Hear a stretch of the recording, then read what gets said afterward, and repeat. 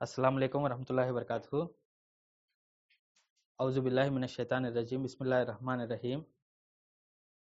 हुवल्लज़ी युनज़्ज़िलु अला अब्दिही आयातिम बय्यिनात लियुख़रिजकुम मिनज़ ज़ुलुमाति इलन नूर व इन्नल्लाह बिकुम लरऊफ़ुर रहीम।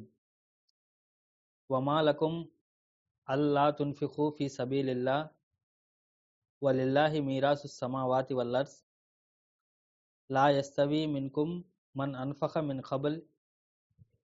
क़ब्लिल फ़त्हि व क़ातल उलाइका आज़मु दरजातन मिनल्लज़ीना अनफ़क़ू मिन बादी व क़ातलू व कुल्लुन वादल्लाहिल हुस्ना वल्लाहु बिमा तअमलूना ख़बीर। रब्बि इश्रह ली सदरी व यस्सिर ली अमरी वहलुल उक़दतम मिन लिसानी यफ़क़हू क़ौली। रब्बि ज़िदनी इल्मा सुब्हानका ला इल्मा लना इल्ला मा अल्लमतना इन्नका अंतल अलीमुल हकीम। కరుణామయుడు, కృపాకరుడు, పాలకుడు, పోషకుడు, మనందరి సృష్టికర్త అయినటువంటి అల్లా పేరుతో ప్రారంభిస్తున్నాను. మిత్రులారా, ఇప్పుడు మీ ముందు పఠించినటువంటి ఆయతులు ఏదైతే ఉన్నాయో సూరతుల్ హదీద్ సూరా నెంబర్ 57 ఆయతులు 9 మరియు 10. వాటి యొక్క భావం ఏమిటి అంటే, హువల్లజీ యునజ్జిలు అలా అబ్దిహి ఆయాతిం బయ్యినాత్, ఆయనే తన దాసునిపై స్పష్టమైన సూచనలను అవతరింపజేశాడు. లియుఖ్రిజకుం మినజ్ జులుమాతి ఇలన్ నూర్, అతను వాటి ద్వారా మిమ్మల్ని అంధకారం నుండి వెలుతురులోనికి తీసుకురావటానికి. వ ఇన్నల్లాహ బికుం లరఊఫుర్ రహీం, మరియు నిశ్చయంగా అల్లా మిమ్మల్ని ఎంతో కనికరించేవాడు, అపార కరుణా ప్రదాత. వమా లకుం లా తున్ఫిఖూ ఫీ సబీలిల్లా, మరియు మీకేమైంది, మీరు అల్లా మార్గంలో ఎందుకు ఖర్చు పెట్టడం లేదు. వలిల్లాహి మీరాసు సమావాతి వల్ అర్జ్, మరియు ఆకాశాలు భూమి యొక్క వారసత్వం ఆయనకే, అల్లాకే చెందుతుంది. లా యస్తవి మిన్కుం మన్ అన్ఫఖ మిన్ ఖబ్లుల్ ఫత్హి వ ఖాతల్, విజయానికి ముందు ఖర్చు పెట్టిన వారితో మరియు పోరాడిన వారితో విజయం తర్వాత పోరాడిన వారు మరియు ఖర్చు పెట్టిన వారు సమానులు కాజాలరు. ఉలాయిక ఆజము దర్జాతన్ మినల్లజీన అన్ఫఖు మింబాది వ ఖాతలు, అలాంటి వారి స్థానము విజయం తర్వాత అల్లా మార్గంలో ఖర్చు పెట్టిన మరియు పోరాడిన వారి కంటే ఎంతో గొప్పది. వ కుల్లున్ వాదల్లాహిల్ హుస్నా, కానీ వారందరికీ అల్లా ఉత్తమమైన వాగ్దానం చేశాడు. వల్లాహు బిమా తామలూన ఖబీర్, మరియు మీరు చేసేదంతా అల్లాకు బాగా తెలుసు. ఇది ఈ ఆయతుల యొక్క క్లుప్తమైనటువంటి తర్జుమా అండి. ఇన్షాల్లా దీని గురించి కొన్ని విషయాలు మనం మాట్లాడుకునేటువంటి ప్రయత్నం చేద్దాము. అలాగే గత వారం క్లాస్లో మనము ఈ సూరతుల్ హదీద్ యొక్క 2వ భాగం అంటే 7వ ఆయత దగ్గర నుండి 11వ ఆయత దాకా ఉన్న దాంట్లో ఫస్ట్ పార్ట్ అనేది మనం చూసాము. 2వ భాగంలో 7, 8 ఆయతులు చూసాము. దాంట్లో ఏమిటి అంటే, ఆమిను బిల్లాహి వ రసూలిహి వ అన్ఫకు మిమ్మా జాలకు ముస్తఖ్లిఫీన ఫీ, ఓ విశ్వాసులారా, మీరు అల్లాను సరిగా విశ్వసించండి మరియు మీకు ఏదైతే ఉత్తరాధికారులుగా చేశారో దాంట్లో నుండి మీరు ఖర్చు పెట్టండి అని చెప్పి చెప్పడం జరిగింది. మరి దాని తర్వాత మీరు ఎందుకు అల్లాను విశ్వసించడం లేదు, స్వయంగా ప్రవక్తే మీకు అల్లా వైపునకు మీ ప్రభువుగా పిలుస్తున్నాడు కదా, మీకు ఏమైంది, మీరు ఎందుకు విశ్వసించడం లేదు అని చెప్పేసి చెప్పడం జరిగింది అనమాట. దాని తర్వాత ఇప్పుడు 9వ ఆయత గురించి మనం మాట్లాడుకుంటున్నాము. ఇది ఈ పారాగ్రాఫ్కి సెంటర్ ఆఫ్ ది ఆయత్ అనమాట. అంటే ఈ 7 నుండి 11 ఆయతుల దాకా చూసుకున్నట్లయితే ఒక భాగం ఇది. ఈ భాగంలో దాని యొక్క మధ్యస్థ భాగం ఏదైతే ఉందో ఈ ఆయత్ అనమాట, 9వ ఆయత్. హువల్లజీ యునజ్జిలు అలా అబ్దిహి ఆయాతిం బయ్యినాత్ లియుఖ్రిజకుం మినజ్ జులుమాతి ఇలన్ నూర్. ఇది చూసినట్లయితే హువా అనేటువంటి పదంతో మొదలైందనమాట. ఇక్కడ హువా అనేటువంటి పదము ఆయనే అని చెప్పేసి అర్థం వస్తుంది. ఆయనే అంటే ఎవరి వైపుకు ఇది వెళ్తుంది అంటే, ఇది మొదటి 6 ఆయతుల్లో అల్లా యొక్క ఘనత ఏదైతే చెప్పాడో దాని వైపునికి వెళ్తుంది అనమాట. హువా అనేటువంటి పదం ఏదైతే ఉందో ఇది మొత్తం కూడా మళ్ళీ ఈ సూరా యొక్క స్టార్టింగ్ వైపునికి వెళ్ళిపోతుంది అనమాట. ఎక్కడికి వెళ్ళిపోతుంది అంటే, సబ్బాహ్ లిల్లాహి మాఫిస్ సమావాతి వల్ అర్జ్ వహువల్ అజీజుల్ హకీం, ఆయనే వివేకవంతుడు, మహాబలవంతుడు అని చెప్పేసి అక్కడ దాకా. దాని తర్వాత లహు ముల్కు సమావాతి వల్ అర్జ్ యూహి వ యుమీత్ వహువ అలా కుల్లి షైన్ ఖదీర్, మరి అన్ని ఆయనకే భూమి ఆకాశాల యొక్క సామ్రాజ్యపత్యం ఆయనకే చెందుతుంది. ఆయనే జీవితాన్ని ఇచ్చేవాడు మరియు ఆయనే మరణాన్ని ఇచ్చేవాడు. మరియు ఆయనే ప్రతి విషయంపై సామర్థ్యం కలిగి ఉన్నాడు. దాని తర్వాత హువల్ అవ్వలు వల్ ఆఖిరు వజ్జాహిరు వల్ బాతిను వహువ బికుల్లి షయ్యిన్ అలీం. ఆయనే ప్రప్రథముడు, ఆయనే చివరివాడు, ఆయనే గోచరుడు, ఆయనే అగోచరుడు, మరియు ఆయనే ప్రతి విషయంపై జ్ఞానం కలిగి ఉన్నాడు అనే దాని వైపుకి ఈ మొత్తం మొదటి 6 ఆయతుల వైపుకి ఈ హువా అనేటువంటి పదం వెళ్తుందన్నమాట. ఈ రెండో భాగం ఏదైతే ఉందో రెండో భాగం యొక్క మనం పేరు ఏమి చెప్పుకోవచ్చు అంటే విశ్వసించండి మరియు ఖర్చు పెట్టండి అని చెప్పేసి చెప్పుకోవచ్చు అనమాట రెండో భాగం. మొదటి భాగం మొత్తం కూడా ఏమిటి అంటే విశ్వాసుల యొక్క విశ్వాసాన్ని అధికం చేయడానికి, లేకపోతే తౌహీద్ గురించి, దాని తర్వాత అల్లా దేవుని యొక్క ఘనత గురించి ఎక్కువగా చెప్పడం జరిగింది. ఓకేనండి. రెండో భాగంలో ఏమిటి అంటే విశ్వాసుల్ని యథార్థంగా విశ్వసించమని మరియు అలాగే ఖర్చు పెట్టమని చెప్పేసి చెప్పడం జరుగుతుంది అనమాట. ఓకేనా, రెండో భాగంలో. కాబట్టి ఇక్కడ ఏమిటంటే మళ్ళీ హువా అనేటువంటి పదం ఏం చేసింది అంటే రెండో భాగాన్ని మొదటి భాగాన్ని లింకప్ చేసింది అనమాట. సో ఆయన ఎలాంటి వాడంట అంటే నీ ప్రభువుని విశ్వసించండి అని చెప్పేసి ప్రవక్త వారు చెప్పారు కదా. ఆ ప్రభు ఎలాంటి వాడంట అంటే హువల్లజీ, ఆయనే యునజ్జిలు అలా అబ్దిహి. యునజ్జిలు అంటే ఏమిటి అంటే స్టెప్ బై స్టెప్, క్రమక్రమంగా, ఒక మోతాదు ప్రకారంగా ఏమిటి అంటే అవతరింపజేస్తున్నాడు. ఏం అవతరింపజేస్తున్నాడంట? ఎవరిపై అవతరింపజేస్తున్నాడంట? అలా అబ్దిహి, తన దాసునిపై అవతరింపజేస్తున్నాడు. ఏంటి? ఆయాతిన్ బయ్యినాతిన్. ఆయాతిన్ అంటే స్పష్టమైనటువంటి సూచనలు, బయ్యినాత్ అంటే స్పష్టంగా వేరు చేసినటువంటి సూచనలు అనమాట. ఇక్కడ కాస్త ఓపికగా విన్నట్లయితే ఇక్కడ చూసినట్లయితే యునజ్జిలు అనేటువంటి పదాన్ని యూజ్ చేశారండి. యునజ్జిలు అంటే ఏంటి అంటే క్రమక్రమంగా పంపించడం అనమాట. అంటే అల్లా యొక్క రబ్బికుం అని చెప్పేసి వెనకాల ఆయతులు చెప్పారు కదా. ఆ రబ్బికుం అనేటువంటి పదానికి అర్థం ఏమిటి అంటే బాగా ప్రేమించే, మన యొక్క కేర్ తీసుకునేటువంటి ప్రభువు అని చెప్పేసి అర్థం అనమాట. ఆయన ఎలా కేర్ తీసుకుంటాడు అంటే ఇప్పుడు మనకు ఒకవేళ ఖురాన్ కనుక మొత్తం ఎప్పుడైనా అవతరింపజేయాల్సిందే కదా అని చెప్పేసి మొత్తం ఒకేసారి మన మీద పెట్టేశారనుకోండి, మనం దాన్ని తీసుకునేటువంటి స్థితిలో ఉండగలిగే వాళ్ళం కాదు. ఓకేనా. అందుకే ఆయన ఈ ఖురాన్ని ఏమిటి అంటే క్రమక్రమంగా ఒక టైం బై టైం ఏమిటి అంటే అవతరింపజేశాడు అనమాట. దీని ఉదాహరణ ఎలా అనుకోవచ్చు అంటే ఇప్పుడు మీరు ఫర్ ఎగ్జాంపుల్ మీరు ఏమైనా మొక్కను పెంచుతున్నారు అనుకోండి, గులాబీ మొక్క, లేకపోతే ఇంటి దగ్గర ఏమైనా మొక్కను పెంచుతున్నారు. అది ఎలాగో మొక్క పెరిగి పెద్ద అవ్వాలి అంటే నీళ్లు పోయాలి కదా అని చెప్పేసి దానికి పెరిగి పెద్ద అయ్యేంత వరకు కావాల్సిన నీళ్లు మొత్తం ఒకే రోజు పోయేస్తాను అంటే ఏమవుద్ది? నీళ్ళు ఎక్కువైపోయి అది చనిపోతుంది. అలాగే అది మొక్క సరిగ్గా పెరగాలి, లేకపోతే మొక్క సరిగ్గా బలం తెచ్చుకోవాలి అంటే ఏమిటి అంటే దానికి ఏ టైంలో ఎంత నీళ్లు కావాలో అంత మోతాదుగా, అంత క్రమంగా ఏమిటి అంటే దానికి నీళ్లు పోస్తూ ఉండాలన్నమాట. అలాగే సృష్టికర్త అయినటువంటి అల్లా కూడా ఏమిటి అంటే విశ్వాసులకు మరియు అక్కడ ఎవరైతే ఖురైషులు ఎవరైతే ఉన్నారో, లేకపోతే అక్కడ ఎవరైతే సహాబాలు ఎవరైతే ఉన్నారో వాళ్ళందరినీ కూడా సిచ్యువేషన్కు తగ్గట్టుగా ఖురాన్ అనేది అవతరింపజేయడం జరిగిందనమాట. ఏ విధంగా అయితే ఒక మొక్క పెరగటానికి కావాల్సినటువంటి టైంలో దానికి నీళ్లు పోస్తూ ఉంటామో, అలాగే ఏమిటి అంటే ఖురాన్ కూడా అదే సమయాన్ని సందర్భంగా అవతరింపజేసింది అనమాట. అదే పదం యునజ్జిలు అనేటువంటి పదంలో వస్తుందన్నమాట. అందుకే ఖురాన్లో వర్షాన్ని కురిపించడానికి కూడా ఏమిటి అంటే యునజ్జిలు మినస్ సమాయి మా అని అంటాడు. మేము ఆకాశం నుండి వర్షాన్ని కురిపింపజేశాము అంటాడు. ఆకాశం నుండి వర్షాన్ని కురిపించాడు అంటే ఒకే రోజు మొత్తం వర్షం పడిపోతుందా? పడిపోతే ఏమవుద్ది? మన వరదలు వచ్చినట్టుగా వచ్చేస్తాయి. కానీ ఆయన టైం బై టైం సందర్భానుసారంగా ఆకాశం నుండి వర్షాన్ని కురిపిస్తూ ఉంటారు అనమాట. అది యునజ్జిలు అనేటువంటి పదానికి అర్థం. దాని తర్వాత అలా అబ్దిహి అనేటువంటి పదాన్ని యూజ్ చేశాడు. అలా అంటే పైన, అబ్ద్ అంటే దాసుడు, అబ్దిహి అంటే తన దాసునిపై. ఇప్పుడు దాసునిపై అని చెప్పేసి చెప్పారనమాట. ఇది ఎవరిని ఉద్దేశించి చెప్తున్నారు? అలా అబ్దిహి అని చెప్పేసి ఎవరిని ఉద్దేశించి చెప్తున్నారు అంటే ఇక్కడ స్పష్టంగా తెలిసేది ఏమిటి అంటే ప్రవక్త ముహమ్మద్ సల్లాల్లాహు అలైహి వారిపై అవతరింపజేస్తున్నాడు అనమాట. ఇక్కడ ప్రవక్త వారి పేరు ఇది ఫస్ట్ టైం కాదు ఈ సూరాలో రావటం. ఈ సూరాలో ఇంతకు ముందు 2 సార్లు వచ్చిందనమాట. అలా రసూలిహి అని చెప్పేసి రెండు సార్లు రావడం జరిగిందనమాట. అక్కడ చూసినట్లయితే 7 మరియు 8 ఆయతులు మనం చూసామనుకోండి, వెనకాల 2 ఆయతులు మనం చూసినట్లయితే ఆమిను బిల్లాహి వ రసూలిహి, ఓ ప్రజలారా విశ్వసించండి అల్లాను మరియు ఆయన ప్రవక్తను అని చెప్పేసి 7వ ఆయతులు చెప్పాడు. దాని తర్వాత వమాలకుం లా తుమినూన బిల్లాహి వర్ రసూల్ యదూకుం లితుమిను బి రబ్బికుం అన్నాడు 8వ ఆయతులో. మీకు ఏమైంది, మీరు ఎందుకు విశ్వసించడం లేదు? స్వయంగా ప్రవక్త మిమ్మల్ని పిలుస్తున్నాడు కదా అని చెప్పేసి అక్కడ రసూల్ అనేటువంటి పదాన్ని 2 సార్లు యూజ్ చేశాడు అనమాట.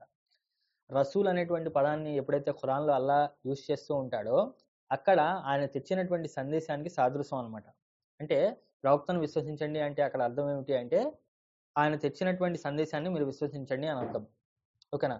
కానీ కొన్నిసార్లు అల్లా ఆ రసూల్ అనేటువంటి పదం చెప్పకుండా ఏం చెప్తాడు అంటే దాసుడు అని చెప్పేసి చెప్తాడనమాట. దాసుడు అని చెప్పేసి చెప్పినప్పుడు అక్కడ అర్థం ఏం తీసుకోవాలి అంటే రోల్ మోడల్ కింద తీసుకోవాలి. అంటే మనం జీవితం ఎలా గడపాలి, ఎలా ఉండాలి, ఎలా ఉండకూడదు, ఏం చేయాలి, ఏం చేయకూడదు అనేది ఎక్కడ తెలుసుకుంటాము అంటే ప్రవక్త వారిని చూసి మనం నేర్చుకోవాలన్నమాట. అలాంటి సందర్భాల్లో ఏమిటి అంటే అబ్ద్ అనేటువంటి పదాన్ని యూజ్ చేస్తాడనమాట సాధారణంగా.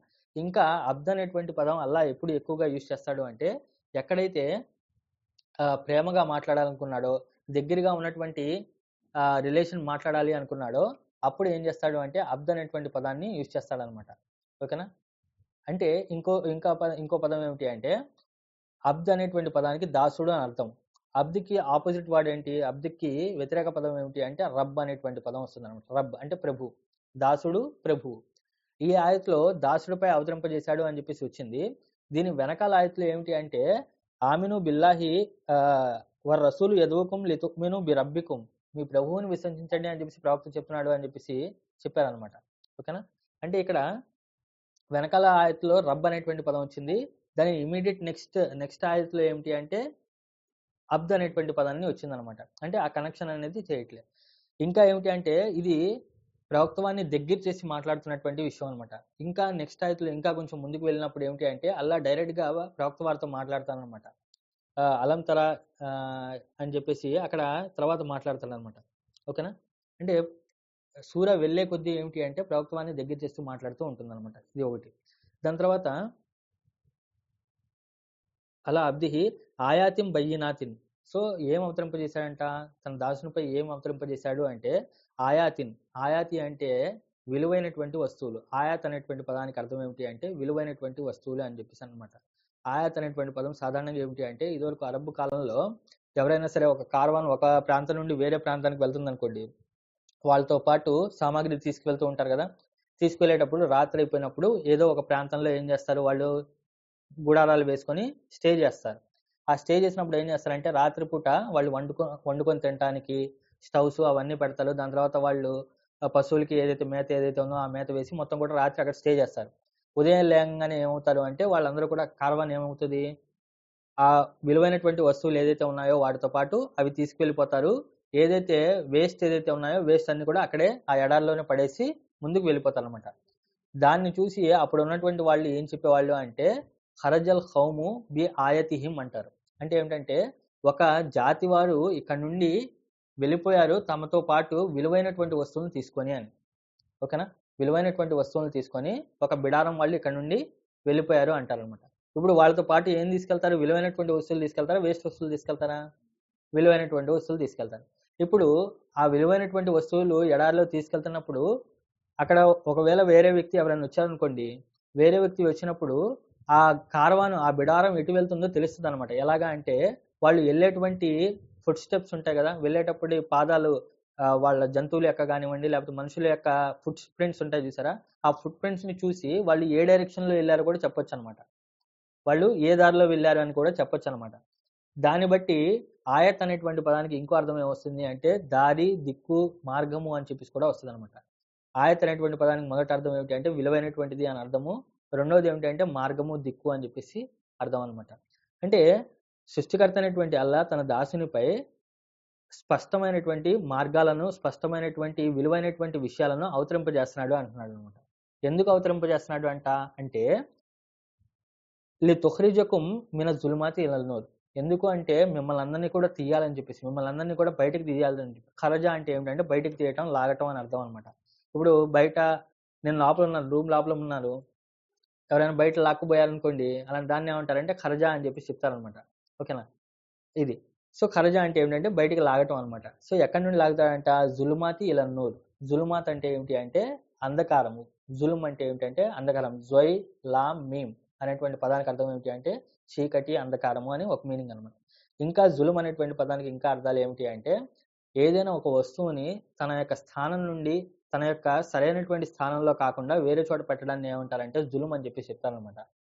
ఏదైనా ఒక విషయానికి దాని యొక్క ప్రయారిటీ ఇవ్వకుండా ఆ ప్రయారిటీని తగ్గించేస్తే దాన్ని కూడా జులుం అంటారు. ఓకేనా? ఇప్పుడు ఏదైనా ఒక వస్తువు ఒక ప్రదేశంలో ఉండాల్సిన వస్తువు దాన్ని తీసేశారనుకోండి, దాన్ని కూడా జులుం అని చెప్పి చెప్తారనమాట. అంటే దానికి ఇవ్వాల్సినటువంటి ప్రయారిటీని ఇవ్వకపోవడం ఏదైతే ఉందో దాన్ని జులుం అంటారనమాట. ఇప్పుడు చీకటికి జులుం అనేటువంటి పదం ఎందుకు వచ్చింది అంటే, చీకటి అంటే చీకటి అనేది సపరేట్‌గా ఏమి ఉండదనమాట. వెలుతురు లేకపోవటాన్ని చీకటి అంటారు. ఏమంటారు? వెలుతురు లేకపోవటాన్ని ఏమంటారు? చీకటి. ఇప్పుడు చీకటి అంటే అదేదో సపరేట్‌గా ఉండదు. ఓకేనా? ఇప్పుడు ఈ లైట్ ఉంది. లైట్ తీసామనుకోండి ఏమైపోతది? చీకటయిపోతది. అందుకనే ఏమిటి అంటే అల్లా ఏమంటున్నాడంటే మిమ్మల్ని ఆ చీకట్లో నుండి తీసివేయటానికి అని చెప్పేసి చెప్తున్నాననమాట. ఓకేనా? దాని తర్వాత ఆయాతిన్ అనేటువంటి పదం చెప్పాను. బయ్యినాత్ అని చెప్పేసి ఒక పదం ఉందండి మధ్యలో. బయ్యిన అనేటువంటి పదానికి అర్థం ఏమిటి అంటే, ఏదైతే చాట ఇంట్లో ఇదివరకు ఇళ్లల్లో చాట అంటారు కదా! బియ్యాన్ని దాంట్లో రాళ్ళేమైనా ఉంటే దాన్ని సెపరేట్ చేయడానికి యూజ్ చేసేటువంటి చాట ఏదైతే ఉందో దాన్ని బనా ఎబిను అంటారనమాట.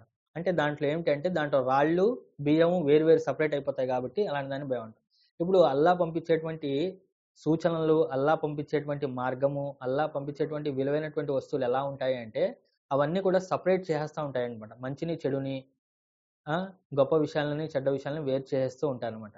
ఆ వేరు చేసి లియుఖ్రిజకుం మిన జులుమాతి చీకట్లలో నుండి మిమ్మల్ని తీసేయడానికి. ఇక్కడ జులుమాత్ అనేటువంటి పదము ప్లూరల్ అంటే బహువచనంగా వాడాడండి. జులుమాత్ అంటే ఏమిటి అంటే అనేక రకాల చీకట్లు ఉంటాయన్నమాట. అందరికీ ఒకటే రకం చీకటి ఉండదు. కొందరికి డబ్బు విషయంలో చీకటి ఉంటది. కొందరికి అమ్మాయిల విషయంలో చీకటి ఉంటది. కొందరికి ఏమిటంటే అసూయ ఉంటది. అసూయ లాంటి చీకట్లు ఉంటాయి. కొంతమందికి ఏమిటి అంటే కంపారిజన్ ఒకళ్ళని కంపేర్ చేసుకోవడం అనే చీకటి ఉంటుంది. ఇలా జులుమాత్ అంటే మనుషుల్లో ఈ అంధకారాలు, చీకట్లు అంటే బాధలు. జులుం అనేటువంటి పదానికి ఇంకో అర్థం కూడా ఏంటి అంటే బాధ అని చెప్పేసి అర్థం అనమాట. మిమ్మల్ని బాధల్లో నుండి తీయడానికి అంటాడు.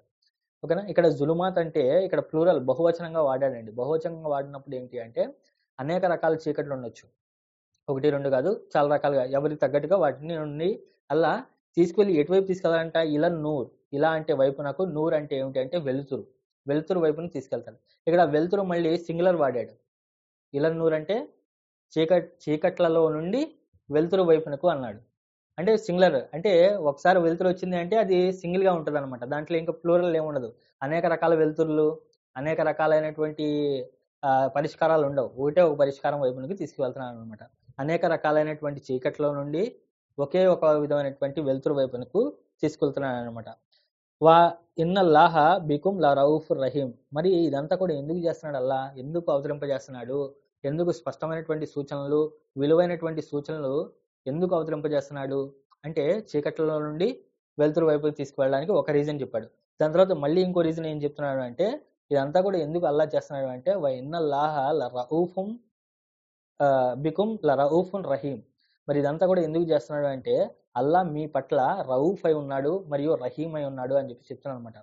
రౌఫ్ అనేటువంటి పదానికి అర్థం ఏమిటి అంటే ఎవరైతే మనం రిలయబుల్ అవుతామో, ఎవరి మీద అయితే మనం నమ్మకంగా ఉంటామో, నమ్మకస్తుడుగా మనం ఎవరినైతే ఎంచుకుంటామో ఆయన్ని రౌఫ్ అని చెప్పేసి చెప్తానమాట.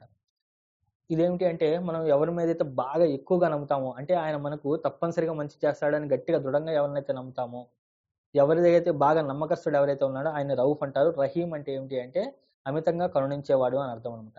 రహీం అనేటువంటి పదము రహం అనేటువంటి పదం నుండి వచ్చిందనమాట. రహం అంటే ఏమిటి అంటే సాధారణంగా చాలా మంది రహం అనేటువంటి పదానికి అర్థము కరుణించేవాడు, కరుణ చూపించేవాడు అంటారు. దానికన్నా ఏమిటి అంటే బాగా ప్రేమించేవాడు, బాగా కేర్ తీసుకునేటువంటి వాడు అని అర్థం వస్తుంది అనమాట. అంటే ఏమిటి అంటే ఇప్పుడు మాతృగర్భంలో ఉన్నప్పుడు తల్లి తన లోపల ఉన్నటువంటి శిశువుకి ఆ శిశువు అడగకపోయినా సరే తనకేం కావాలో ఆ ఆహారాన్ని పంపించేస్తూ ఉంటుంది. ఓకేనా? మరి దానికి ఏ విధమైనటువంటి బాధ కలగకుండా, దాన్ని ఏ విధమైనటువంటి దెబ్బలు తగలకూడదు అని చెప్పేసి నడిచేటప్పుడు కూడా చాలా జాగ్రత్తగా నడుస్తూ ఉంటుంది. అంటే ఒకవైపు ప్రేమ చూపిస్తూనే ఉంటుంది, ఒకవైపు కేర్ తీసుకుంటూనే ఉంటుందన్నమాట. అంటే జాగ్రత్తగా చూసుకుంటూ ఉంటుందన్నమాట. అలా ఉండేటువంటి పరిస్థితిని ఏమంటారు అంటే రహం అని చెప్పేసి చెప్తారనమాట. ఓకేనా? కాబట్టి ఏమిటంటే సృష్టికర్త అయినటువంటి అల్లా ఏమిటి అంటే ఆయన మనం చీకట్లో ఉన్నాము, ఇక్కడ నుండి వెళ్ళాలంటే భయము, ఆయనపై నమ్మకం ఉంచాలా లేదా? ఆయనపై నమ్మకంగా మనం అడుగు వేయచ్చా లేదా అనేటువంటి డౌట్ కూడా మీకు అవసరంలా. ఎందుకు అంటే సృష్టికర్త అయినటువంటి అల్లా ఆయన చాలా బాగా నమ్మకస్తుడు. ఆయన చాలా బాగా తల్లి కన్నా బాగా కేర్ తీసుకొని చాలా బాగా ప్రేమించేవాడు అని చెప్పేసి చెప్పడం జరుగుతుందనమాట. అందుకే ఇక్కడ మిన జులుమాతి ఇలా నూర్ అని చెప్పేసి చెప్పడం జరుగుతుందనమాట. ఇంకా ఇదే సూరాలో మనం ముందు ఆయతలో కూడా చూస్తే ఈ సూరాలో ఏమిటంటే కంటిన్యూస్గా మీకు వెలుగు చీకట్లు, వెలుగు చీకట్లు, చీకట్లు వెలుగులు ఇవన్నీ కూడా లైన్గా వస్తూనే ఉంటాయి అనమాట. ఇంతకు ముందు ఆయతలో మనం 8వ ఆయతలో చూసినట్లయితే, 8వ ఆయతలో కాదు, ముందు ఆయతలో మనం చూసినట్లయితే యూలిజు లైల ఫిల్ నహారి వ యూలిజన్ నహార ఫిల్ లైల్ అని చెప్పేసి 6వ ఆయతలో చెప్పడం జరిగిందనమాట. అంటే ఆయనే రాత్రిని పగటిలోకి ప్రవేశింపజేస్తూ ఉంటాడు, పగటిని రాత్రిలోకి ప్రవేశింపజేస్తూ ఉంటాడు అని చెప్పేసి చెప్పారనమాట. అంటే వెలుతురు చీకటి అనే దాని గురించి అక్కడ చెప్పారు.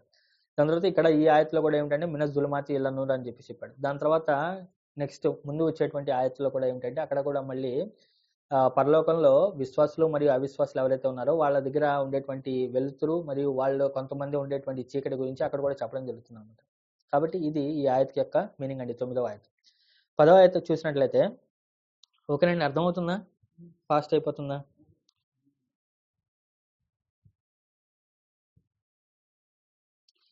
దాని తర్వాత 10వ ఆయత చూసినట్లయితే వమా లకుం అల్లా తున్ఫిఖు ఫీ సబీలిల్లా, వమా లకుం మరియు మీకేమైంది, అల్లా తున్ఫిఖు ఎందుకు మీరు ఖర్చు చేయటం లేదు, ఫీ సబీలిల్లా అల్లా మార్గంలో మీకేమైంది, మీరు అల్లా మార్గంలో ఎందుకు ఖర్చు పెట్టట్లేదు అని చెప్పి చెప్తున్నాను అనమాట. సేమ్ ఇలాంటి ఆయతలే, సేమ్ ఇలాంటి స్టార్టింగ్తోనే ఏమిటి అంటే 8వ ఆయత కూడా అలాగే స్టార్ట్ అయిందండి. వమా లకుం లా తుమినూన బిల్లా అన్నాడు.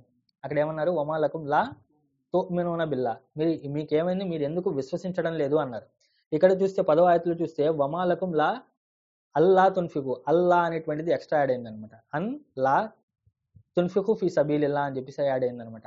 అక్కడ కేవలం వమా లకుం లా తుమినూన బిల్లా అని చెప్పేసి యూజ్ చేశారు. ఇక్కడ వమా లకుం అల్లా తున్ఫికు ఫీ సబీలిల్లా అన్నారు అనమాట. దానికి దీనికి ఏమిటి అంటే, దానికి దీనికి అన్ అనేటువంటి అక్షరం తేడా వచ్చిందండి. అన్ అనేటువంటి పదము ఎక్స్ట్రాగా యాడ్ అయింది అనమాట.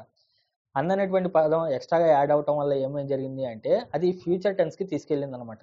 ఆ సెంటెన్స్ ఏమిటి, మీకేమైంది, మీరు ఎందుకు ఖర్చు దలుచుకోలేదు, ఎందుకు ఖర్చు పెట్టాలని అనుకోవడం లేదు అని చెప్పేసి ఫ్యూచర్ టెన్స్కి తీసుకెళ్ళింది. కానీ వెనకాల ఆయత ఏదైతే ఉందో, 8వ ఆయత ఏదైతే ఉందో వమా లకుం లా తుమినూన బిల్లా, మీకేమైంది, మీరు ఎందుకు అల్లాను విశ్వసించడం లేదనేది అది ప్రెజెంట్ టెన్స్ అనమాట. అది ప్రస్తుతం ప్రెజెంట్ టెన్స్లో మాట్లాడాడు. ఈ 10వ ఆయతలో ఏమిటి అంటే ఫ్యూచర్ టెన్స్లో మాట్లాడాడు అనమాట. దానికి దీనికి తేడా ఏమిటి అంటే అందరి పరిస్థితి ఒకలా ఉండదు.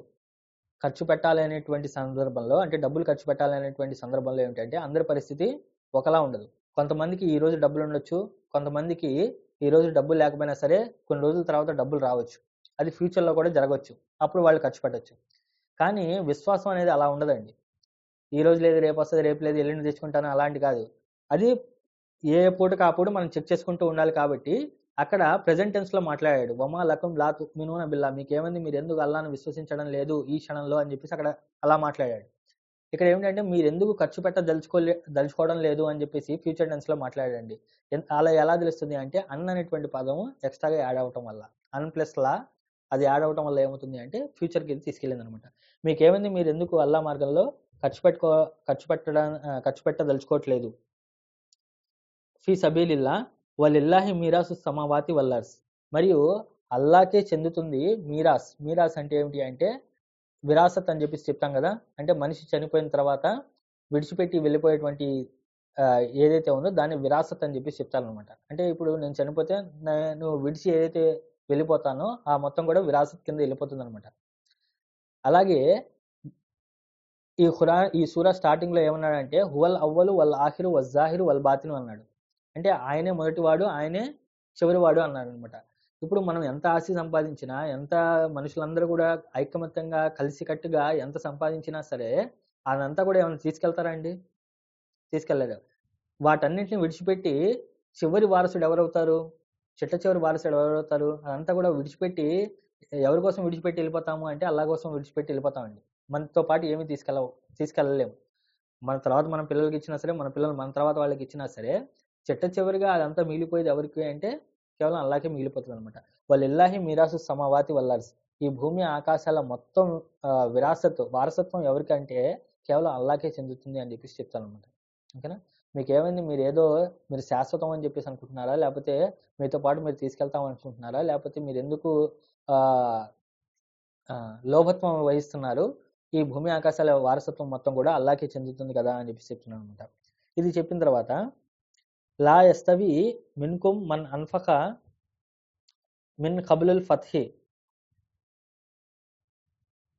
వఖాతల్. మరియు ఇద్దరు సరిసమానులు కాదు అని చెప్పి చెప్తున్నాను అనమాట. ఈ ఇద్దరు ఎవరిద్దరు సరిసమానులు కాదు అని చెప్పి చెప్తున్నానంటే, ఎవరైతే లాయస్తవి అంటే సరిసమానులు కారు, మిన్కుం అంటే మీలో నుండి, మన్ అన్ఫక మిన్ కబులిల్ ఫత్హి ఎవరైతే ఖర్చు పెట్టారో గెలుపుకు ముందు, ఎవరైతే గెలుపుకు ముందు ఖర్చు పెట్టారో వారు, వఖాతల అంటే మరి ఎవరైతే పోరాడారో మరియు ఎవరైతే విజయానికి ముందు ఖర్చు పెట్టారో వాళ్ళు సరిసమానులు కారు అన్నారు అనమాట. ఇక్కడ యాక్చువల్గా ఏమిటంటే ఒక పదం అనేది మిస్ అవుతుంది అనమాట. ఇంకో పదం ఇంకా ఎక్స్ట్రా ఏమి యాడ్ చేయాలి అంటే, ఎవరైతే ఖర్చు పెట్టారో మరి ఎవరైతే ఖర్చు పెట్టలేదో వారిద్దరు సరిసమానులు కాదు అని చెప్పి చెప్పాలి యాక్చువల్గా. కానీ ఆ పదాన్ని ఇక్కడ యూజ్ చేయలేదు. సాధారణంగా ఖురాన్లో ఎలా ఉంటుందంటే, లా యస్తవి అస్హాబున్ నారి వా అస్హాబుల్ జన్నా అని చెప్పేసి అంటాడు. అంటే స్వర్గవాసులు మరియు నరకవాసులు ఇద్దరు సరిసమానులు కాదు అని చెప్పేసి ఇద్దరి పేర్లు చెప్తూ ఇద్దరిని కంపేర్ చేసి వీరిద్దరు సరిసమానులు కాదు అంటారు. కానీ ఇక్కడ అలా చెప్పలా. లా యస్తవి మిన్కుం మీలో నుండి వారిద్దరు సరిసమానులు కారు, మన్ అన్ఫక మిన్ కబులిల్ ఫత్హి గెలుపుకు ముందు ఎవరైతే ఖర్చు పెట్టారో మరి ఎవరైతే పోరాడారో వారు సరిసమానులు కారు అని చెప్పి చెప్పారనమాట. వేరే వాళ్ళు మిస్ అయ్యారు. వేరే వాళ్ళు ఎవరు అంటే, ఎవరైతే ఖర్చు పెట్టలేదో, ఎవరైతే ఆ స్పిరిట్ ని బయటికి తీసుకురాలేదో, ఎవరైతే ఆలోచిస్తూ ఉండిపోయారో అలాంటి వారు అని చెప్పి అర్థం అనమాట. మిన్ కబులిల్ ఫతిహి అంటే ఇక్కడ ఫతహ్ అనేటువంటి పదానికి అర్థం ఏమిటి అంటే, చాలా మంది ముఫస్సిర్లు మక్కా విజయం అని చెప్పేసి తీసుకున్నారనమాట. మక్కా విజయం ఏమిటి అంటే, బాగా చివరిగా మొహమ్మద్ సల్లం వారు మదీనాలో 10 సంవత్సరాలు ఉన్న తర్వాత చివరి టైంలో గెలుపు ఏదైతే ఉందో దాన్ని ఫతహ్ అని చెప్పేసి అనుకున్నారు. కానీ ఖురాన్ ప్రకారంగా ఫతహ్ అంటే ఏమిటి అంటే, హుదైబియా ఒప్పందం ఏదైతే జరిగిందో దాన్నే ఫతహ్ అని చెప్పేసి సూర్య ఫతహ్ 47వ సూరాలో ఇన్నలక ఫతహన్ ముబీనా అని చెప్పేసి అక్కడ చెప్తాడనమాట. అంటే హుదైబియా ఒప్పందం ఏదైతే జరిగిందో ఆ హుదైబియా ఒప్పందం అప్పుడే ఏం జరుగుతుంది అంటే, సృష్టికర్త అయినటువంటి అల్లా ముహమ్మద్ సల్లం వారికి నేను నీకు స్పష్టమైనటువంటి విజయాన్ని ప్రసాదించాను అని చెప్పి చెప్తాను అనమాట. అది పెద్ద స్టోరీ అనమాట. ఆ హుదైబియా ఒప్పందం జరిగిన తర్వాతనే మొత్తం అక్కడ నుండి వేరే అన్ని దారులు కూడా తెరిచిపోయి చివరిగా ఏమిటంటే మొహమ్మద్ సల్లం వారు మక్కాని జయించడం జరుగుతుంది అనమాట. అంటే ఎవరైతే హుదైబియా ఒప్పందం కన్నా ముందు ఉన్నటువంటి పరిస్థితుల్లో ఎవరైతే ఖర్చు పెట్టారో వారు మరియు ఎవరైతే పోరాడారో వారు వేరే వాళ్ళతో సరిసమానులు కాదు అంటున్నారు అనమాట. అంటే ఆ హుదైబియా ఒప్పందం కన్నా ముందు ఏమిటంటే చాలా గడ్డు పరిస్థితులు అనమాట. 5 సంవత్సరాల్లో దాదాపుగా 3-4 యుద్ధాలు చేయడం జరిగింది. ఆ యుద్ధాలు చేయడం వల్ల ఏమవుతుంది అంటే, ఆ దేశ యొక్క ఆర్థిక పరిస్థితి బాగా నష్టపోయారు. ఆ నష్టపోవడమే కాదు, తినడానికి ఏమీ లేక వాళ్ళు కడుపుకి రాళ్లు కట్టుకొని గడపాల్సినటువంటి పరిస్థితి. అలాంటి గడ్డు పరిస్థితులు ఏమిటి అంటే, చాలా మంది దాతృత్వం ఉన్నటువంటి పెద్ద పెద్ద సహాబాలు ఎవరైతే ఉన్నారో వాళ్ళ దగ్గర ఉన్నటువంటి వస్తువులన్నీ కూడా ధారాపాతంగా ఖర్చు పెట్టేసి మిగతా వాళ్ళందరి బాగోగులు చూసుకోవడానికి మరియు యుద్ధం చేయడానికి అవంతా కూడా సమకూర్చారనమాట. అలాంటి వారు వేరే వాళ్ళతో సరిసమానులు కాదు అన్నారనమాట. వేరే వాళ్ళు ఏం చేశారు, దాని తర్వాత ఎప్పుడైతే హుదైబియా ఒప్పందం అయిపోయిందో దాని తర్వాత మెల్లగా గ్రామాలు అందరూ కూడా ధర్మాన్ని స్వీకరించేసి ఇస్లాంలో వచ్చేసారో అప్పుడు ఇది వర్కౌట్ అవుతుంది, ఇది ఏదో బాగుంది, ఇస్లాం ధర్మం అందరూ కూడా అదే ఇప్పుడు ట్రెండ్ అదే ఫాలో అవుతుంది అని చెప్పేసి దాని తర్వాత చివరిలో కొంతమంది డబ్బులు తీయడం, చివరిలో కొంతమంది ఖర్చు పెట్టడం చేశారనమాట. అలాంటి వారు ఎవరైతే చివరిలో డబ్బులు తీశారో వారు మొదటి ఎవరైతే తీశారో వాళ్ళు సమానం కాదు అని చెప్పేసి చెప్తున్నాను అనమాట. ఓకేనా. ఉలాయిక ఆజము దర్జాతన్ మినల్లజీన అన్ఫకు మింబాది ఖాతలు. ఉలాయిక అంటే వారు, ఉలాయిక ఆజము దర్జాతన్ మినల్లజీన అన్ఫకు. ఉలాయిక అంటే అలాంటి వారు, ఆజము దర్జాతన్ అంటే ఏమిటంటే గొప్ప స్థానాల్లో ఉంటారు, మినల్లజీన అన్ఫకు మింబాది వఖాతలు దాని తర్వాత ఎవరైతే ఖర్చు పెట్టారో దాని తర్వాత ఎవరైతే పోరాడారో వాళ్ళకన్నా గొప్ప స్థానంలో ఉంటారు అని చెప్పేసి చెప్తున్నాను అనమాట. అంటే హుదైబియా ఒప్పందం కన్నా ముందు ఎవరైతే ఖర్చు పెట్టారో, హుదైబియా ఒప్పందం కన్నా ముందు ఎవరైతే పోరాడారో వాళ్ళు, మరియు హుదైబియా ఒప్పందం తర్వాత ఎవరైతే పోరాడారో, హుదైబియా ఒప్పందం తర్వాత ఎవరైతే ఖర్చు పెట్టారో వాళ్ళు సరిసమానులు కాదు. ఎవరైతే ముందు ఖర్చు పెట్టారో వాళ్ళ యొక్క స్థానం పెద్దగా ఉంది అని చెప్పేసి చెప్తున్నాను అనమాట. అంటే వాళ్ళకి బూస్టింగ్ ఇవ్వడానికి, వాళ్ళని ఎంకరేజ్ చేయడానికి, ఎవరైతే ముందు ఖర్చు పెట్టారో వాళ్ళని ప్రోత్సహించడానికి అలా ఈ మాటలు చెప్తున్నాను అనమాట. ఇది ఇంకా దీనికన్నా ముందు సూర్య వాక్యాలో అల్లా 3 వర్గాల గురించి చెప్తాడు. అస్సాబిఖూన్ ఉలాయికల్ ముకర్రబూన్ అని చెప్పి చెప్తాడు అనమాట. ముందున్న వాళ్ళు ఎప్పుడు కూడా ముందే ఉంటారు అని చెప్పి చెప్తారు. దాని తర్వాత కుడిపక్షం వాళ్ళు, దాని తర్వాత ఎడమపక్షం వాళ్ళు అని చెప్తారు అనమాట. అంటే వాళ్ళు ప్రతి విషయంలో కూడా ముందే ఉంటారు అని చెప్పేసి చెప్తారు అనమాట. అలాంటి వాళ్ళు ప్రాణానికి, ధనానికి అన్ని కూడా అల్లా మార్గంలో ఖర్చు పెట్టేశారనమాట. అల్లా మార్గంలో ఖర్చు పెట్టేశారు. అలాంటి వారి గురించి చెప్తున్నాను అనమాట. దాని తర్వాత వాళ్ళు సమానం కాదు అని చెప్పి చెప్పాను అనమాట, అంటే ప్రోత్సహించడానికి. దాని తర్వాత మళ్ళీ వాళ్ళు ఎక్కడ ఫీల్ అవుతారో అని చెప్పేసి, వేరే వాళ్ళు ఎక్కడ ఫీల్ అవుతారో అని చెప్పేసి. కానీ అల్లా దృష్టిలో ఏమిటి అంటే మొదట వచ్చారా చివరి వచ్చారా అన్నది కాదు. విషయం ఏమిటి అంటే వాళ్ళు సరైనటువంటి విశ్వాసం ఉందా లేదా అనేటువంటి విషయం. అంటే ఈ యాడ్ చూసిన తర్వాత చాలా మంది ఏం క్వశ్చన్ అడిగారు అంటే, అది ముందు రావటం వెనకాల రావటం అనేది అది అల్లా చేతిలో ఉంది కదా, మరి దాన్ని బట్టి స్థాయిలు ఎలా డిసైడ్ అవుతాయి అని చెప్పేసి. అంటే కొంతమంది మక్కాలోనే ప్రవక్త వారిని విశ్వసించారు, అక్కడ నుండి వాళ్ళు పోరాటాలు చేసుకున్నారు, ధనాన్ని ఖర్చు పెట్టారు, అక్కడ నుండి వాళ్ళ యొక్క స్టైల్ అనేది స్టార్ట్ అయిపోయింది. అంటే వాళ్ళ యొక్క విశ్వాసం అనేది అక్కడ నుండి స్టార్ట్ అయిపోయింది. కానీ ప్రవక్త వారు ఎప్పుడైతే మదీనాకు వచ్చారో, మదీనా రావడానికి ఆయన టైం పట్టింది. దాని తర్వాత వీళ్ళు ఎవరో చివరిగా వచ్చారు. చివరిగా వచ్చిన వాళ్ళు వాళ్ళకి తెలిసినప్పటి నుండి అప్పుడు ఖర్చు పెట్టడం మొదలుపెట్టారు. వాళ్ళు సరిసమాలు కాదు అంటే అది న్యాయం కాదు కదా అన్న. కానీ ఆ విషయం ఎప్పుడు ముందొచ్చారా తర్వాత వచ్చారా అనేటువంటి విషయం కాదు. ఇక్కడ విషయం ఏమిటంటే వాళ్ళు కొంతమంది ఏమిటంటే ఇస్లాము బద్ర్ యుద్ధం దగ్గర నుండి, బద్ర్ యుద్ధం ఇప్పుడు ఏమిటంటే కేవలం 300 మందే ఉన్నారు, 313 మంది ఉన్నారు. అలాంటి సందర్భంలో అసలు వీళ్ళు యుద్ధం గెలుస్తారా లేదా అని చెప్పేసి డౌట్. అలాంటి డౌట్ సందర్భంలో కొంతమంది వచ్చేసి మేము పోరాడతాం, మేము ఖర్చు పెడతాం అని చెప్పేసి వచ్చారు. అంటే ధర్మానికి ఏమి కనబడట్లేదు, అంటే ఫ్యూచర్ అనేది ఏం కనిపించట్లేదు, కనబడే టైంలోనే వాళ్ళు ధనాన్ని ఖర్చు పెట్టారు. అలాంటి వాళ్ళు దాని తర్వాత బద్ర్ యుద్ధం గెలిచారు, దాని తర్వాత ఉహద్ యుద్ధం అయింది, దాని తర్వాత వేరే యుద్ధాలు గెలిచారు. గెలిచిన తర్వాత వీళ్ళు సాయిబులు ముస్లింలు యుద్ధాలు గెలుస్తున్నారు, ప్రవక్త వారు తీసుకొచ్చింది సత్యమే, వీళ్ళంతా కూడా స్టాండర్డ్ గా ఉన్నారు అని చెప్పేసి దాని తర్వాత తెలుసుకున్న తర్వాత ఎవరైతే ఖర్చు పెట్టారో, అంటే ఒక పాత్ అనేది, ఒక దారి అనేది కనిపించిన తర్వాత ఖర్చు పెట్టారు, వీళ్ళు సమానం కాదు అని చెప్పి చెప్తున్నాను అనమాట. ఓకేనా, వాళ్ళ స్థానాలు ఎవరి స్థానాలు వాళ్ళకు ఉంటాయని. కానీ అల్లా చివరిలో ఏం చెప్తున్నానంటే వకుల్లున్ వాదల్లాహి ఉల్ హుస్నా, కానీ వీరందరికీ కూడా మేము పరిపూర్తి ప్రతిఫలాన్ని, మంచి ప్రతిఫలాన్ని ఇస్తాము. వకుల్లున్ వాదల్లాహిల్ హుస్నా, వాళ్ళిద్దరికీ కూడా మేము వాగ్దానం చేశాము, పరిపూర్తి వాగ్దానం. హుస్నా అనేటువంటి పదానికి అర్థం ఏంటంటే పరిపూర్ణత, గొప్పది, అందంగా ఉన్నటువంటిది అని చెప్పేసి అర్థం అనమాట. వల్లాహు బిమా తామలూన ఖబీర్, మరి మీరు ఏదైతే చేస్తున్నారో, మీరు చేస్తున్న దానికంతా కూడా అది అల్లాహకు బాగా తెలుసు అని చెప్పి చెప్తున్నాను అనమాట. ఓకేనా, సో ఇంకా లింక్ 2-3 నిమిషాల్లో క్లోజ్ అవుతుంది అనుకుంటాను. ఒకవేళ లింక్ క్లోజ్ అయితే మళ్ళీ సేమ్ లింక్ ని ప్రెస్ చేస్తే మీకు మళ్ళీ క్లాస్ అనేది కంటిన్యూ అవుతుందండి. వల్లాహు బిమా తామలూన ఖబీర్, మరియు అల్లాహకు మీరు చేసేదంతా కూడా, మీరు చేసేటువంటి పనులన్నీ కూడా ఆయనకి తెలుసు అని చెప్పి చెప్తున్నాను అనమాట. మంజల్లజీ యుఖ్రిజుల్లాహు ఖరజన్ హస్నా ఫయుజాయిఫుహు లహు వలహు అజ్రున్ కరీం. మంజల్లజీ అంటే మీలో ఎవరు ఉన్నారు అని చెప్పేసి, యుఖ్రిజుల్లాహు ఖరజన్ హస్నా, యుఖ్రిజు అంటే అప్పు ఇచ్చేవాడు, ఖరజన్ హసనా మంచి అప్పు, మీ అల్లాహకు ఉత్తమమైన అప్పు ఇచ్చేవాడు ఎవడు అని చెప్పేసి అడుగుతున్నాను అనమాట. ఫయుజాయిఫుహు లహు, మరియు ఆయన దాన్ని ఎన్నో రెట్లుగా హెచ్చించి అతనికి తిరిగిస్తాడు. వలహు అజ్రున్ కరీం, మరియు అతనికి శ్రేష్టమైనటువంటి ప్రతిఫలం ఉంటుంది అని చెప్పేసి అడుగుతున్నాం అనమాట. ఈ సూరాలో ఇప్పటికీ 3 స్టెప్పులుగా అల్లా దానం చేయమండి అని చెప్పి చెప్తున్నాడు అనమాట. మొదటి స్టెప్ లో అక్కడ అల్లా ఏం చెప్తున్నాడంటే 7వ ఆయత్లో ఆమిను బిల్లాహి వ రసూలిహి వ అన్ఫిఖు మిమ్మా జాలకుం ముస్తఖ్లిఫీన ఫీ. 7వ ఆయత్లో అంటే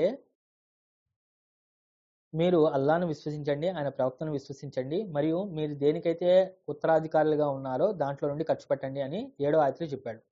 అంటే మీ దగ్గర ఏదైతే ఉందో, ఏది ఉంటే అది ఖర్చు పెట్టేయండి అన్నాడు.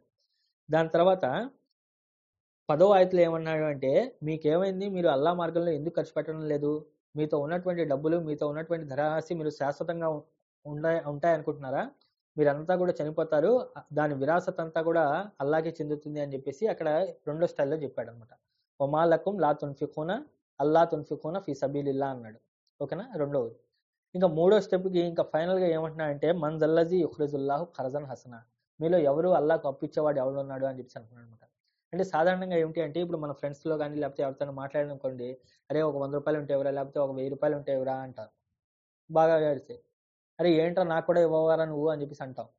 ఓకేనా, సల్లేరా బాబు నువ్వు ఇవ్వకపోయినా పర్లేదు, అప్పుగా ఆయన ఎవరైనా నేను మళ్ళీ తిరిగి ఇచ్చేస్తాను అంటారు లేదా. ఓకేనా, అలాగే అల్లా కూడా ఏమిటి అంటే, మీరు ముందు ఇవ్వమండి అని అడిగాడు, ఎలా నాకు కూడా ఇవ్వవారా అని చెప్పేసి అడిగాడు. దాని తర్వాత సల్లేరా బాబు అప్పుగా అయినా ఇవ్వు అని చెప్పేసి అడుగుతున్నాను అనమాట. ఇది ఒక స్టైల్. ఇంకోటి ఏమిటంటే, ఇది ఏమిటంటే ఇది చాలా పాజిటివ్గా ఉన్నటువంటి ఆయత్గా అనుకుంటారనమాట. మంజల్లజీ యుఖ్రిజుల్లాహు ఖరజన్ హసనా, అల్లాకు మంచి అప్పు ఇచ్చేవాడు ఎవడు అంటే మనందరూ కూడా ఛాతీలు బిగబట్టుకొని నేను అల్లాకు అప్పు ఇచ్చేస్తున్నాను, అల్లాకు అప్పు ఇచ్చేవా అంత వాడిని అవుతున్నాను అని చెప్పేసి చాలా మంది ఆ ఫీలింగ్ లో ఉంటారు. ఈ ఆయతను తీసుకుంటే చాలా గొప్ప ఇదిగా తీసుకుంటారు అనమాట. కానీ ఏమిటంటే సిగ్గుపడాల్సినటువంటి ఆయత అనమాట. ఎలాగా అంటే ఫర్ ఎగ్జాంపుల్ ఇప్పుడు ఎవరిదైనా తల్లి కానీ తండ్రి కానీ అంటే కొడుకు బాగా సంపాదిస్తున్నాడు, మంచి శాలరీ వచ్చింది, వేరే ఊళ్ళో ఉంటున్నాడు, చేస్తున్నాడు, అంతా బాగానే ఉంది. ఇప్పుడు వాళ్ళ తల్లి ఒకరోజు ఫోన్ చేసి, అరే నెల నెలా పంపిస్తావు కదా డబ్బులు, ఈసారి ఇంకో 2000 అప్పుగా ఇవ్వరా, మళ్ళీ నేను నీకు 10 రోజుల్లో ఇచ్చేస్తాను అన్నాడు అనుకోండి, అందనుకోండి తల్లి. అంటే దాని అర్థం ఏమిటి? తల్లిగా తను ఏమడగొచ్చు, అరే నాకు 2000 కావాలి ఇవ్వు అని చెప్పి అడగొచ్చు, డైరెక్ట్గా అడగొచ్చు. కానీ అతను ఇచ్చేటువంటి క్యారెక్టర్ లేదనుకోండి, ఇచ్చేటువంటి ఇవ్వడం తెలుసు అనుకోండి, అంటే అతని యొక్క లోభత్వం గురించి తెలిస్తే, సల్లేరా బాబు నువ్వు ఏడవకు, నువ్వు అప్పుగా అయినా ఇవ్వు, మళ్ళీ నేను తిరిగి నీకు ఇచ్చేస్తాను అని చెప్పేసి సొంత తల్లి అడిగింది అనుకోండి, అది చాలా సిగ్గుపడాల్సినటువంటి విషయం అనమాట. అలాగే ఇక్కడ కూడా ఏమిటంటే మన్ జల్లజీ యుఖ్రిజుల్లాహు ఖరదన్ నస్నా అంటే ఎవరు అల్లాకు ఉత్తమమైనటువంటి అప్పు ఇచ్చేటువంటి వాడు ఎవడు అని చెప్పేసి, అంటే మీరు అల్లా మార్గంలో ఖర్చు పెట్టేటువంటి డబ్బులపై మీకు నమ్మకం లేకపోతే సరే మీరు అప్పుగా అని చెప్పేసి అనుకోండి అని చెప్పేసి అంటారనమాట. ఇంకా ఈ సూరాల సమూహంలో ఏమిటి అంటే అల్లా మార్గంలో ఖర్చు పెట్టడానికి అల్లా ఎలా మాట్లాడతాడు అంటే వ్యాపారం అని చెప్పేసి చెప్తాడండి. ఏమని చెప్తాడు? వ్యాపారం అంటే ఏంటంటే ప్రజలందరూ కూడా ఏ స్టైల్లో ఉంటారు, ఏ మూడ్లో ఉంటారు అంటే నేను ఖర్చు పెట్టింది దానికి డబుల్ రావాలి, ట్రిపుల్ రావాలి అనుకుంటారు, లేదా కనీసం అంతైనా రావాలి అని చెప్పేసి అనుకుంటారు. ఓకేనా? డబుల్ ట్రిపుల్ ఎప్పుడు వస్తుంది? ఏదైనా వ్యాపారం చేసినప్పుడు వస్తుంది అనమాట. ఊరికి ఫ్రీగా ఇచ్చేస్తే దానం చేస్తే మన ఉన్న డబ్బులు పోతాయి అనుకుంటారు. కానీ దానికి అల్లా వాళ్ళ యొక్క మైండ్ సెట్ ఎలా మార్చాడు అంటే అది వ్యాపారం కింద అంటాడు అనమాట. యాహుల్లజీన ఆమను హల్లదుల్లుకుం అలా తిజారతిన్ తుంజీకుం మిన్ అజాబిన్ అలీం తుమినూన బిల్లాహి వ రసూలిహి వ తున్ఫిఖూన ఫీ సబీలి బి అమ్వాలికుం వ అన్ఫుసికుం అంటాడు. అంటే దాని అర్థం ఏమిటి అంటే నేను మీకు నష్టం లేనటువంటి వ్యాపారాన్ని మీకు చెప్పనా?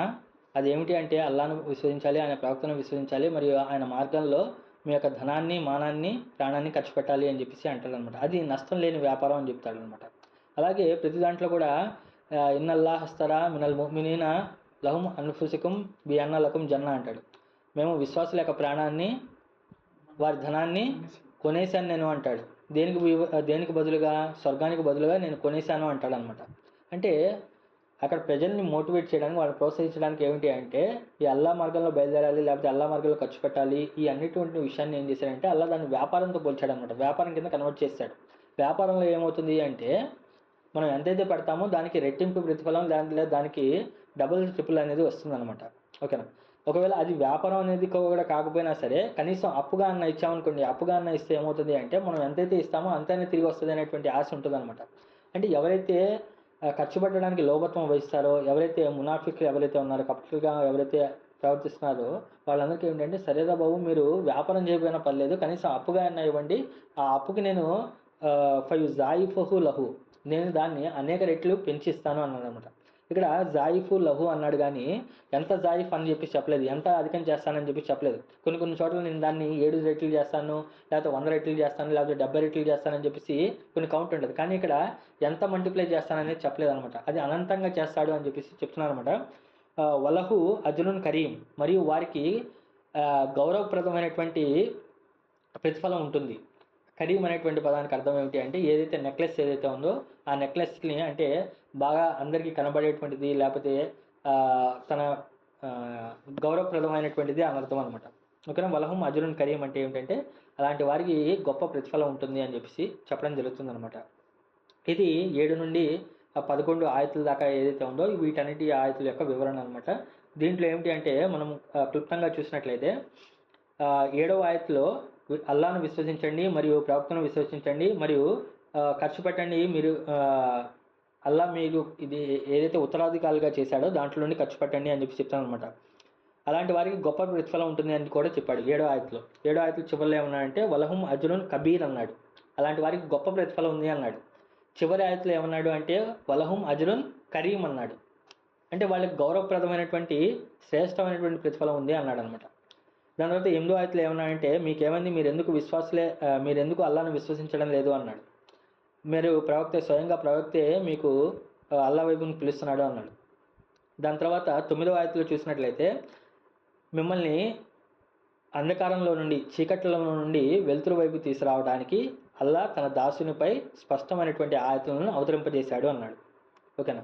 దాని తర్వాత 10వ ఆయతలో చూసినట్లయితే, మరి మీకేమైంది, మీరు అల్లా మార్గంలో ఎందుకు ఖర్చు పెట్టట్లేదు, మాలకం అల్లా తున్ఫిఖు ఫీ సబీలిల్లా, మరి మీకేమైంది, మీరు అల్లా మార్గంలో ఎందుకు ఖర్చు పెట్టడం లేదు అన్నాడు. దాని తర్వాత 11వ ఆయతలో అల్లా ఏమంటున్నాడంటే, అల్లాకు ఉత్తమమైనటువంటి అప్పు ఇచ్చేవాడు ఎవరైనా ఉన్నాడా అనే దాన్ని ఎన్నో రెట్లుగా హెచ్చించి తిరిగి ఇస్తాడు, మరియు వాళ్ళకి శ్రేష్టమైనటువంటి ప్రతిఫలం ఉంటుంది అని చెప్పి చెప్పాడు అనమాట. ఇది క్లుప్తంగా 5 ఆయతులు అనమాట. ఈ 5 ఆయతులు చూసినట్లయితే 7వ ఆయతు మరియు 11వ ఆయతు చూసినట్లయితే 7వ ఆయతు 11వ ఆయతు సేమ్గా ఉంటుంది అనమాట. విశ్వసించండి మరియు మీకు ఏదైతే ఉత్తరాధికారులుగా చేశాడో దాంట్లో నుండి ఖర్చు పెట్టండి, అలా ఖర్చు పెడితే మీకు గొప్ప ప్రతిఫలం ఉంటుంది అన్నాడు 7వ ఆయతులో. 11వ ఆయతులో అల్లాకు ఉత్తమమైనటువంటి అప్పు ఇచ్చేవాడు ఎవరైనా ఉన్నాడా, అలా అప్పు ఇస్తే దాన్ని ఎన్నో రెట్లుగా అధికం చేస్తాడు, మరియు అలాంటి వారికి గౌరవప్రదమైనటువంటి ప్రతిఫలం ఉంది అన్నాడు 7, 11. దాని తర్వాత 8వ ఆయతు చూసినట్లయితే వమాలకుం లా తుక్మినూన బిల్లా, మీకేమైంది, మీరు అల్లాని ఎందుకు విశ్వసించడం లేదు అన్నాడు. మరి 10వ ఆయతు చూసినట్లయితే వమాలకుం అల్లా తున్ఫిఖు ఫీ సబీలిల్లా, మరి మీకేమైంది, మీరు అల్లా మార్గంలో ఎందుకు ఖర్చు పెట్టడం లేదు అన్నాడు. ఓకేనా. మీకేమైంది అని చెప్పేసి క్వశ్చన్ మార్క్తో స్టార్ట్ అయిందనమాట. దాని తర్వాత ఈ ఆయత్తులు ఈ భాగానికి, 2వ భాగానికి మిడిల్ ఏమిటి అంటే, మిడిల్ ఏం చెప్తానంటే, హువల్లజీ యునజ్జిలు అలా అబ్దిహి ఆయాతిన్ బయ్యినాతిన్ లితుఖ్రిజకుం మినజ్జులుమాతి ఇలన్నూర్, ఆయన తన దాసునిపై స్పష్టమైనటువంటి సూచనలను అవతరింపజేశాడు, ఆయన తద్వారా మిమ్మల్ని అంధకారంలో నుండి వెలుతురు వైపుకి తీసుకురావడానికి అని చెప్పి చెప్పాను అనమాట.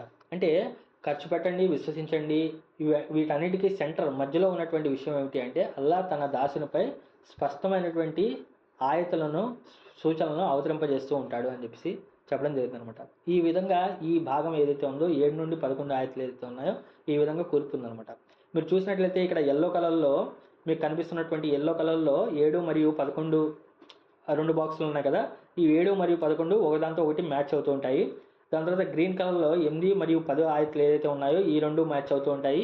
మరి సెంటర్లో బ్లూ కలర్లో ఉంది, ఆ బ్లూ కలర్లో ఉన్నటువంటి బాక్స్ ఏదైతే ఉన్నాయో దాని యొక్క సెంటర్ పాయింట్ అనమాట. అంటే అల్లా తన దాసునిపై స్పష్టమైనటువంటి మార్గదర్శకాలను సూచనలను అవతరింపజేస్తూ ఉంటాడు. దాన్ని ఎవరైతే అనుసరిస్తారో అలాంటి వారు చీకట్లో నుండి ఎటు వెళ్తారు, వెలుతురు వైపునికి వెళ్తారు అని చెప్పి చెప్పడం జరుగుతుంది అనమాట. కాబట్టి అల్లా మీకు నాకు మనందరికీ కూడా ఖురాన్ మరింత బాగా అర్థం చేసుకునే భాగ్యాన్ని ప్రసాదించుగాక. ఆమీన్. వాఖిర్ అల్హమ్దులిల్లాహి రబ్బిల్ ఆలమీన్. అల్లాహుమ్మా రబ్బీ జిద్నీ ఇల్మా, అల్లాహుమ్మా రబ్బీ జిద్నీ ఇల్మా, అల్లాహుమ్మా రబ్బీ జిద్నీ ఇల్మా. ఓ అల్లా మాకు మరింత జ్ఞానాన్ని ప్రసాదించు, ఓ అల్లా మాకు మరింత జ్ఞానాన్ని ప్రసాదించు, ఓ అల్లా మాకు మరింత జ్ఞానాన్ని ప్రసాదించు. ఆమీన్. వాఖిర్ అల్హమ్దులిల్లాహి రబ్బిల్ ఆలమీన్.